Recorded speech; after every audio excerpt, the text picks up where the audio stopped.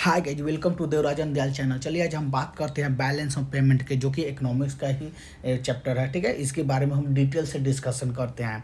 The balance of payment is a comprehensive record of A economic transaction. जैसे जो भी हम लोग इम्पोर्ट एक्सपोर्ट करते हैं ना, जो भी हम लोग इम्पोर्ट करते हैं उसी को ट्रांजेक्शन को हम लोग बैलेंस ऑफ पेमेंट करते हैं।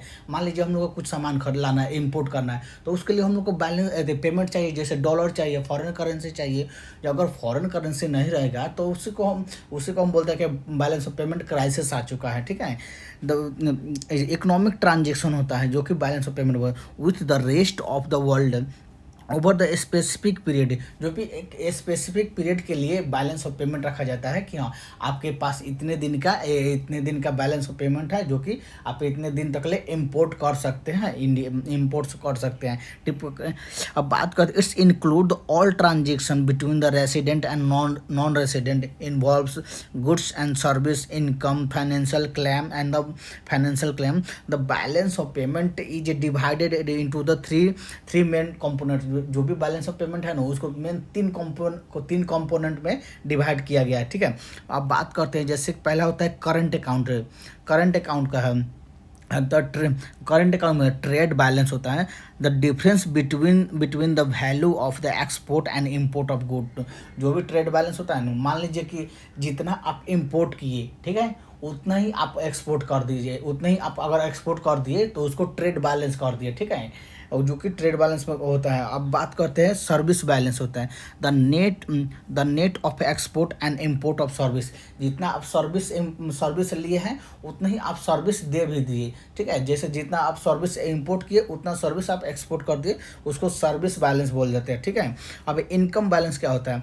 Earning from investment. ठीक है, dividend, interest and the compensation of the employment. ठीक है, जो भी हम लोग कमाते हैं, जैसे डिविडेंड होता है, जैसे कोई कंपनी में पूरा फायदा होता है उसको डिविडेंड बोलते हैं, और हमको मिलता है जो डिविडेंड बोलते हैं। ठीक है, जो इंटरेस्ट से कमाते हैं, ठीक है, वही बोलते हैं। अब बात करते हैं current transfer, unilateral transfer with the no quid and the pro quid, such as the remittance and the foreign aid and the gift। मान लीजिए करंट ट्रांसफर क्या होता है?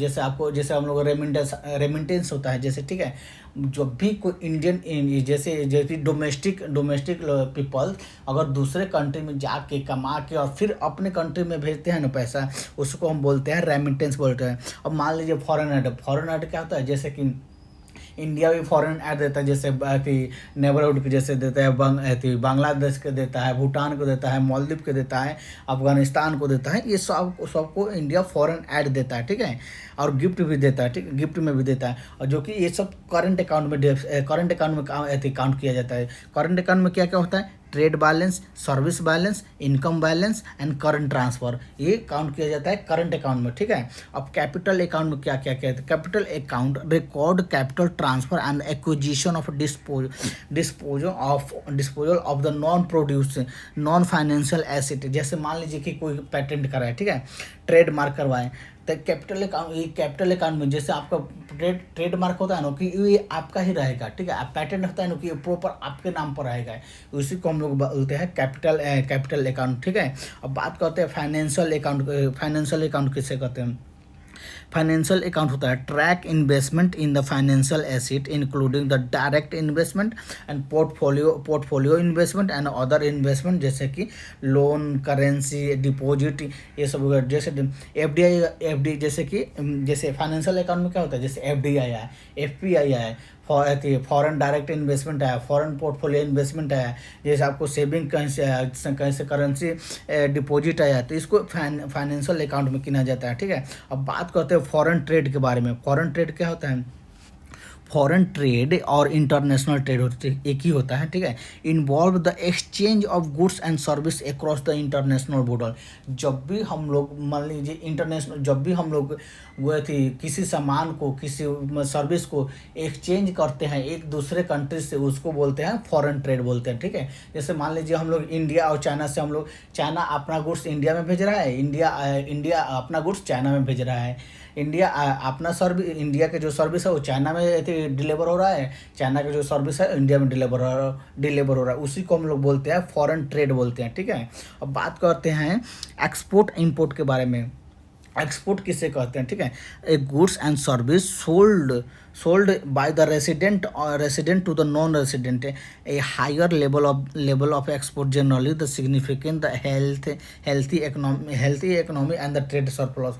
जब भी जैसे एक्सपोर्ट होता है, जब भी अपना सामान सर्विस मतलब किसी दूसरे मतलब किसी कहती जो रेसिडेंट है नॉन रेसिडेंट को आप सेल करते हैं, बेचते हैं, उसको हम लोग एक्सपोर्ट बोलते हैं। जैसे हम लोग जैसे इंडिया एग्रीकल्चर के भी एग्रीकल्चर का अनाज एक्सपोर्ट करता है, बाहर कंट्री को बेच देता है, तो उसको हम लोग एक्सपोर्ट करते हैं, ठीक है। अब हम लोग इम्पोर्ट, जो कि एक्सपोर्ट हमारे इकोनॉमी के लिए बहुत हेल्दी होता है, और हमारे हेल्दी होता है, जिससे हमारा इकोनॉमिक बहुत बूम करता है, उसके कारण मतलब जो भी इकोनॉमिक्स में सरप्लस ट्रेड होता है, और जिससे बैलेंस ऑफ पेमेंट एकदम अच्छा खासा रहता है अगर एक्सपोर्ट हो रहा है तो। अब बात करते हैं इम्पोर्ट जैसे हम लोग कोई सामान हम लोग खरीदते हैं, जैसे ऑयल हो गया, जैसे क्रूड वाला पेट्रोल हो गया, हम लोग बाहरी कंट्री से हम लोग खरीदते हैं, उसी को हम लोग इम्पोर्ट बोलते हैं, ठीक है। इम्पोर्ट हम लोग के लिए मतलब बहुत मतलब ख़राब है, जो कि ख़राब उतना भी नहीं है, मतलब बहुत अथी है, जो कि ट्रेड डेफिसिट बना देता है। इसमें हमेशा बैलेंस ऑफ पेमेंट की कमी मतलब डेफिसिट रहता है, कमी रहता है, ठीक है। अब बात करते हैं interaction between balance of payment and the foreign trade. उसका इंटरेक्शन क्या होता है। Foreign trade directly impact the balance of payment in particular. जो भी फॉरेन ट्रेड होता है ना, वो डायरेक्टली इम्पैक्ट करता है बैलेंस ऑफ पेमेंट पर। अगर आपका इंपोर्ट ज़्यादा हो गया, कर रहे हो आप इंपोर्ट, तो बहुत ज़्यादा इम्पैक्ट पड़ेगा। अगर आप एक लिमिट में कर रहे हो इंपोर्ट, तो नहीं, बहुत कम इम्पैक्ट पड़ेगा। जैसे कि क्या मेन मतलब उसी को बात करते हैं कि जैसे कि ट्रेड सरप्लस, ट्रेड सरप्लस क्या होता है। When a country export exceed its limit, जो exceed its limits result in a positive trade balance. मान लीजिए जितना आप एक्सपोर्ट, जैसे आप जितना है ना उससे ज़्यादा एक्सपोर्ट कर रहे हैं, जितना मतलब उसको चाहिए उससे ज़्यादा एक्सपोर्ट कर रहे हैं, तो उसको मतलब जो लिमिट है ना उसको एक्सीड कर दे रहा है, उससे ज़्यादा एक्सपोर्ट कर दे रहे हैं, तो उसको ट्रेड सरप्लस बोलते हैं, ठीक है। अब जैसे आप जितना उससे ले रहे हैं उससे बहुत ज़्यादा मतलब उसको दे रहे हैं, सेल कर, जितना आप उससे खरीद रहे हैं उससे ज़्यादा उसको बेच रहे हैं, तो उसको बोलते हैं ट्रेड सरप्लस बोलते हैं, ठीक है। अब ट्रेड डेफिसिट क्या होता है, जितना आप उससे ले रहे हैं, मतलब जितना उससे आप खरीद रहे हैं उससे कम आप उससे बेच रहे हैं। जैसे इंडिया चाइना में क्या है, इंडिया चाइना में ट्रेड होता है 120, मतलब वो 100 बिलियन पार हो गया है उसका ट्रेड, ठीक है। जैसे इंडिया और रसिया का देख लेते हैं, इंडिया रसिया का जैसे कि $65 बिलियन का ट्रेड है, ठीक है। रसिया हम लोग को $60 बिलियन का सामान, मतलब वो ऑयल से देता है, पेट्रोल देता है, गैस देता है, एनर्जी देता है, कोयला देता है। हम लोग रसिया को सिर्फ $5 बिलियन का हम लोग एक्सपोर्ट करते हैं, तो हम लोग का ट्रेड डेफिसिट ही हुआ, तो उसी को हम लोग ट्रेड डेफिसिट बोलते हैं, ठीक है। अब इम्पोर्टेंट क्या होता है, इम्पोर्टेंट एंड एम्प्लीकेशन।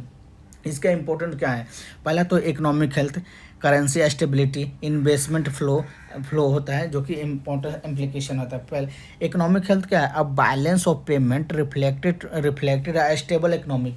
अगर बैलेंस ऑफ पेमेंट आपका स्टेबल है ना, तो इकोनॉमिक अच्छे खासा स्टेबल रहेगा। persistent deficit and surplus indicate underlining the economic issue need the policy intervention। आपका इकोनॉमिक बैलेंस ऑफ पेमेंट तभी हेल्थ रहेगा, ये डिपेंड करता है आप डेफिसिट में है या सरप्लस में है, ठीक है। इसी पर आपको डिपेंड करता है इकोनॉमिक हेल्थ पर। अब करेंसी स्टेबिलिटी क्या होता है, balance of payment influences in exchange rate. A surplus can lead to the currency appropriation, and the deficit is the currency lead to depreciation। मान लीजिए आप बैलेंस थी करेंसी स्टेबिलिटी कैसे रहेगा, आप बैलेंस ऑफ पेमेंट आपको मतलब बहुत ज़्यादा इंपोर्ट कर रहे हैं, तो इंपोर्ट करने से क्या होता है ना कि वो लोग पैसा लेता है, वो डॉलर में लेता है लोग, ठीक है। तो हम लोग का करेंसी बाहरी मार्केट में बेचना पड़ता है, फिर उससे डॉलर लेते हैं हम अपना करेंसी, जिसके कारण हम लोग का करेंसी का रेट मतलब गिर जाता है, और डॉलर के थ्रू मतलब गिर जाता है। अगर ज़्यादा हम लोग इंपोर्ट करेंगे तो हम लोग का करेंसी का रेट पूरा वैल्यू गिर जाएगा, बहुत ज़्यादा गिर जाएगा। अभी तो डॉलर का रुपये में 85 के मतलब $1 इक्वल टू इंडिया 85 रुपये इंडियन रुपये में होगा, ठीक है। अगर हम लोग ज़्यादा एक्सपोर्ट करेंगे ना तो हम लोग का करेंसी का रेट मतलब मतलब बढ़ जाएगा, जो भी हम लोग का स्ट्रॉन्ग करेंसी हो जाएगा। एप्रोप्रिएशन मतलब एप्रिसिएशन होता है, मतलब करेंसी का वैल्यू बढ़ना, डिप्रिसिएशन होता है करेंसी का वैल्यू घटना होता है, ठीक है। अब बात करते हैं इन्वेस्टमेंट फ्लो का। The financial account of the balance of payment, so the movement of the capital affecting the investment and interest rate and the overall economic. जब भी आपका बैलेंस ऑफ पेमेंट आपका स्ट्रॉन्ग है, बैलेंस ऑफ पेमेंट सरप्लस में बहुत ज़्यादा है, तो आपका इन्वेस्टमेंट भी ज़्यादा मतलब ज़्यादा आएगा और कैपिटल फ्लो भी ज़्यादा आएगा। और जब आप किसी कंट्री से लोन लीजिएगा ना, वो कम इंटरेस्ट में मिलेगा, ठीक है। ताकि क्योंकि आपके पास बैलेंस ऑफ पेमेंट ओवरऑल मतलब अच्छा खासा है। जैसे इंडिया के पास 600 बिलियन से ऊपर भी है, 650 मतलब 40-50 के बिलियन डॉलर है, तो उससे अच्छा खासा इंडिया पर, क्योंकि उसको भरोसा है, जो कंट्री लोन देगा उसको भरोसा है कि इसके पास बैलेंस ऑफ पेमेंट ऑलरेडी है, तो ये मतलब पैसा उसका डूबेगा नहीं, जो कि कम इंटरेस्ट पर मिल जाएगा, ठीक है, तो आपको लोन मिल जाता है। अब बात करते हैं रिसेंट ट्रेड कंसिडरेशन, जैसे ग्लोबलाइजेशन होगा, ट्रेड पॉलिसी होगा, टेक्नोलॉजिकल एडवांसमेंट हो गया, जो रिसेंट ट्रेड एंड कंसिडरेशन होता है। ग्लोबलाइजेशन में क्या होता है, increase integration of the global market has with the amplified the importance of the foreign trade and its impact of the balance of payment. जैसे जितना इंटीग्रेशन मतलब इंक्रीज करेंगे, उसके साथ मिलाओ जुलाओ, तो ग्लोबल मार्केट बढ़ेगा, जो एम्पलीफायर होगा, जो कि ट्रेड फॉरेन बढ़ेगा, जिसके कारण हम लोग का बैलेंस ऑफ पेमेंट पर इम्पैक्ट भी पड़ सकता है। जितना हम लोग इम्पोर्ट करेंगे उतना बैलेंस ऑफ पेमेंट पर इम्पैक्ट पड़ेगा, ठीक है। ट्रेड पॉलिसी क्या है, ट्रेड पॉलिसी में जैसे टैरिफ लगाना, मतलब आप कितना टैरिफ का लगा रहे हैं, कितना ट्रेड एग्रीमेंट कर रहे हैं। जैसे ट्रेड एग्रीमेंट होता है, कितना आप फ्री ट्रेड एग्रीमेंट कर रहे हैं, कितना आप टैरिफ लगा रहे हैं। टैरिफ मतलब होता है ना, मान लीजिए किसी देश से हम लोग कुछ चीज़ इम्पोर्ट कर रहे हैं, ठीक है, तो उस पर हम लोग जो चार्ज लगाते हैं, जैसे इंडियन गवर्नमेंट जो चार्ज लगाता है उसी को टैरिफ बोला जाता है, ठीक है, जो टैरिफ बोला जाता है। अब टेक्नोलॉजिकल एडवांसमेंट क्या होता है, जैसे कि innovation inter technological have the facilitate the global trade affecting the flow and goods and service in the capital. जैसे मान लीजिए ग्लोबल ट्रेड को जैसे इफेक्ट मतलब ये थी, ग्लोबल ट्रेड को रेगुलेट करना उसको मतलब प्रॉपर बैलेंस में लाना, तो कुछ इनोवेशन लाना चाहिए, टेक्निकल एडवांसमेंट लाना चाहिए, फैसिलिटी लाना चाहिए, ताकि ग्लोबल ट्रेड स्मूथली मतलब ट्रेड हो सके। अब बात करते हैं कि एफडीआई के बारे में, जो कि बैलेंस ऑफ पेमेंट का ही पार्ट मतलब इसी का पार्ट है। एफडीआई होता है और एफबीआई होता है, ये एफपीआई जो कि एफडीआई होता है फॉरेन डायरेक्ट इन्वेस्टमेंट। इसका डिफरेंस होता है, FDI refer to investment made by the firm होता है individual in one country into the business interest and the located into the another country. FDI मान लीजिए ना कि जो किसी और देश का आदमी अगर हमारे देश में इन्वेस्ट कर रहा है, उसको हम लोग इन्वेस्ट कर रहा है, या तो मतलब कंपनी में कर रहा है या इंडिविजुअल लेवल पर कर रहा है, पर इंडिया में इन्वेस्ट कर रहा है, जो कि किसी और देश का नागरिक है, वो किसी और देश का है, उसी को हम लोग बोलते हैं फॉरेन डायरेक्ट इन्वेस्टमेंट, ठीक है। जो कि हर साल हम लोग का फॉरेन डायरेक्ट एफडीआई और लगभग 50 बिलियन इस मतलब 50 बिलियन 40 बिलियन इसका एफडीआई इंडिया को मिलता है, जो कि फॉरेन मतलब जो फॉरेन डायरेक्ट है, मतलब फॉरेन जो भी फॉरेन के लोग हैं ना, वहाँ इंडिया में आके इन्वेस्ट करते हैं और उसका प्रॉफिट कमाते हैं और फिर अपने एथी करते हैं। अब इसका फॉरेन डायरेक्ट इन्वेस्टमेंट का बेनिफिट क्या है, पहले तो इसका जो हम लोग जो फॉरेन लोग जो भी यूएस के आदमी, जैसे यूएस हो गया, पेन से मतलब जर्मनी हो गया, यूके हो गया, यहाँ के आदमी अगर इन्वेस्ट करे तो हम लोग का इकोनॉमिक ग्रोथ होगा, उससे इकोनॉमिक ग्रोथ इन्वेस्ट करेगा तो जॉब भी क्रिएशन होगा, उसके बाद मतलब हम लोग का एक्सपोर्ट बढ़ेगा, जो भी हम लोग का कॉम्पिटिशनेस है ना वो बढ़ेगा। जैसे इनकरेज द डोमेस्टिक फार्म का इनकरेज होगा, इंप्रूव करेंगे इफिशियंसी एंड इनोवेशन का तो करेंगे। अब इकोनॉमिक ग्रोथ में क्या क्या होता है, कैपिटल एंड टेक्नोलॉजी होगा, मैनेजमेंट एक्सपर्टीज होगा, जो कि बेनिफिट तो बहुत सा है। Economic growth job creation export promotion में होगा एंड कॉम्पिटिटिवनेस कम होगा, ठीक है। अब बात करते हैं जैसे example, a US company acquired a stake in the Indian technology firm. जो भी इंडियन टेक्नोलॉजी फर्म है ना, उसको यूएस कंपनी एक्वायर कर लेता है, ठीक है। जैसे Europe car manufacture setting up production facility in Brazil, ठीक है। अब बात करते हैं एफपीआई के बारे में क्या है, फॉरेन पोर्टफोलियो इन्वेस्टमेंट, ये शॉर्ट टर्म में होता है। एफडीआई आपको बता दो ये लॉन्ग टर्म में होता है, ठीक है। एफडीआई लॉन्ग टर्म में होता है और एफपीआई शॉर्ट टर्म में होता है, ठीक है।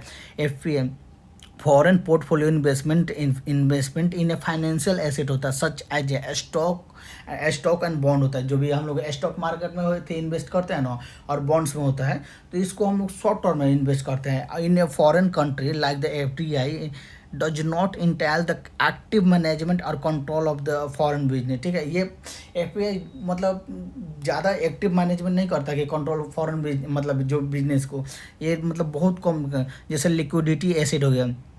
FPI consist of the easily and tradable security होता है। जैसे बॉन्ड हम लोग इशू करते हैं, बॉन्ड इशू करते हैं, स्टॉक बॉन्ड में, स्टॉक में हम लोग निवेश करते हैं, करते हैं, तो उसको हम एफपीआई में काउंट करते हैं। जैसे शॉर्ट टर्म के होता है ये, ठीक है। जनरली कंसिडर मोर वोलेटाइल होता है, ठीक है। Sensitive and the market change में होता है, ठीक है। And market change passive ownership होता है। Investor do not have direct control of the business. FPI में एफपीआई होता है कि जो इसमें बिजनेस को डायरेक्ट कंट्रोल आप नहीं कर सकते हैं, ठीक है। इसका बेनिफिट होता है मार्केट लिक्विडिटी में, जो कि increase the liquidity and domestic capital बढ़ता है। जो भी मार्केट में लिक्विडिटी होता है वो इंक्रीज होता है, कैपिटल एक्सेस मिलता है, एंड द डाइवर्सिफिकेशन होता है, जो कि अलाउ करता है investor and diversify the portfolio internationally. Example जैसे purchasing share of the Chinese company, purchasing share of the Indian company buying government bond, ठीक है। अब बात है नेचर इन्वेस्टमेंट के, जैसे एफडीआई हो गया लॉन्ग टर्म में होता है, और एफपीआई शॉर्ट टर्म में होता है। कंट्रोल में मैनेजमेंट में FDI investor have the significant control and participate करते हैं, ठीक है। जैसे रिस्क में क्या है, FDI the generally involve the high risk होता है, high risk due to the substantial capital investment होता है, capital investment and the directly exposure to the foreign market and economics and capital condition, ठीक है। Impact on host country, जैसे FDI can lead the significant economic benefits such as the job creation, technology transfer and infrastructure development में FDI काम करता है। FPI provide the liquidity to the capital market, जो भी capital में liquidity provide करता है, and help the diverse investment base and more volatile होता है, एंड सेंसिटिव मार्केट का होता है, जो कि आज हम पूरे बात किए हैं बैलेंस ऑफ पेमेंट के बारे में। Thank you.